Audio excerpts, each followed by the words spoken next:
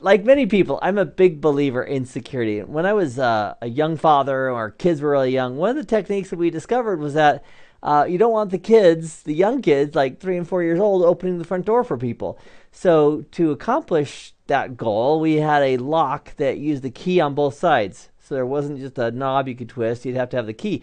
Now, that's good for security because a kid without the key can't accidentally or playing around open that door. But it's a pain in the rear if there's somebody at the door, you need to open it, you don't have the key handy. It's an extra step.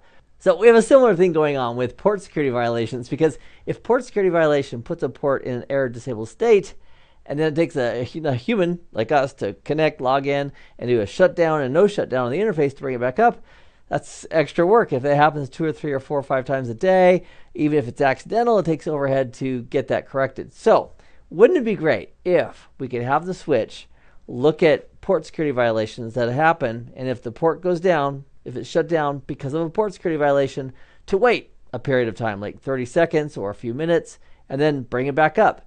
That's a good idea. Now, the great news is this. If the system brings up the port after a short timeout, if whatever was causing that port security violation is still going on, there's too many MAC addresses, the switch will, boom, put it back in shutdown state, and then wait the timeout again, and then bring it up.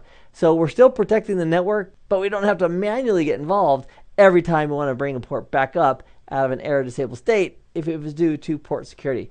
So what I'd like to do in the lab is walk you through setting up that error recovery automatically for port security violations, and we'll do that in the lab right now.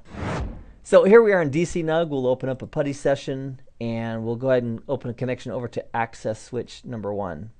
So I reset the lab. So let's take a look at a few of the basics before we start configuring. We'll do a show VLAN brief.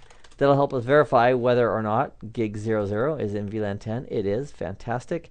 Let's also issue the command show port security to see if any ports on this switch are currently configured for port security, and they're not. So we'll go into configuration mode, interface gig 0/0, and let's use the command switch port host. And that's going to do a few things for us, including confirming that we're not a dynamic port, we're now an access port. We already looked at the fact that this port is in VLAN 10. And let's set a couple of parameters for port security before we enable the feature. So we'll do a switch port security, and let's set the max to, let's go ahead and put in 5. That'll work.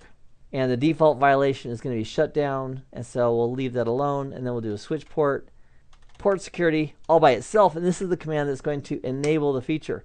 So if we do a show port security for interface gig 0/0, we can confirm that it's enabled. So port security is enabled.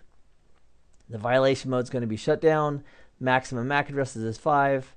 That all looks great. So let's trigger a violation by going over to our Kali Linux machine. And here on the Kali Linux machine, we'll log on as root with the password of TOOR, which is root backwards. And we'll open up a terminal session. And we'll use this icon over here to open up a terminal. Fantabulous. And let's go ahead and do a MACOF space. And we'll do a -I for interface.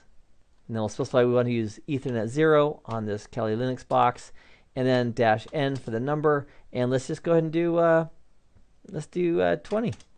That's gonna trigger it. So we just set 20 frames in, all with spoofed and bogus source MAC addresses. And let's go take a look at our CLI on our admin PC. So sure enough, there's our port security violation. And now if we do a show interface status space ERR and press enter, it's going to show us all the ports that are currently in an error disabled state. And that includes gig 00, and it also shows the reason for it. So I'm going to get out of configuration mode, and let's do this. Let's do a show Errdisable recovery, just like that. And that command right there, I'll highlight it, show Errdisable recovery, is going to show us whether or not we have auto recovery regarding error disabled ports based on the reason they went into an error disabled state. And right here, this guy right here, P-secure violation is port security, and the automatic recovery has been disabled for it, as it is by default for all of these other reasons. So what we could do is we could just tell the switch, hey, listen, if there's a port security violation and that's why it's in error disabled state, let's go ahead and have you, after a short timeout, bring it back up. So to do that, we'll go to configuration mode. And in configuration mode, we'll use the command errdisable recovery cause, and then we'll specify P. And P is not unique because there's a few things that start with P. So we'll do a question mark, and there is P secure violation. There we go. We can tab that out. We can also specify how long we want the timeout to be before it recovers or brings that port back up. So if we use the command Errdisable recovery again, and interval, we can go ahead and specify how many seconds. And so the range is 30 to 86,400 seconds, which is a full day. So if we want it to be 30 seconds, we can put 30 in there, press enter, and then if we use the show command for show Errdisable recovery, now the recovery is enabled if a port is in Errdisable state based on a port security violation, and this is also showing how much time is left. Now this is showing 281 seconds left, and that's because this happened before I modified the timer to 30. So from this point going forward, the new violation would only take 30 seconds. So we can actually force that. Let's go ahead and go into interface for gig 0/0. And I'll take off that 9 there. 0, 0, there we go. And we'll do a shutdown and a no shutdown. That's going to remove the Errdisable state, so the port's up and happy. Let's go back to our Kali Linux box, and what we'll do is we'll just trigger it again. So from Kali Linux, we'll just send 20 more in. That should trigger a new port security violation, which it just did. Fantastic.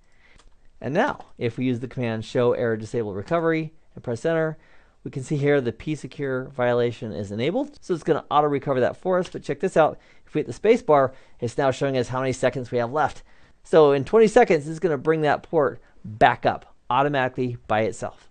And if whoever's playing shenanigans off of gig 00 continues to play those shenanigans, it would cause the port to go into Errdisable state again based on yet another port security violation. So if we hit the up arrow key and hit the space bar, there's 2 seconds left. It's going to be fantastic. And there's our console message. And now the interface is up. And if we do a show, interface status, and then ERR and hit tab, now we currently don't have any ports in an Errdisable state because gig 00 was brought up automatically with Errdisable recovery. So in this video in lab, we've had the opportunity to practice once again with implementing port security, and then in addition, taking a look at how we can set up Errdisable recovery automatically after a period of time for ports that were brought down because of a port security violation. So thanks for joining me in this video in lab, and I'll see you in the next one. Meanwhile, I hope this has been informative for you, and I'd like to thank you for viewing.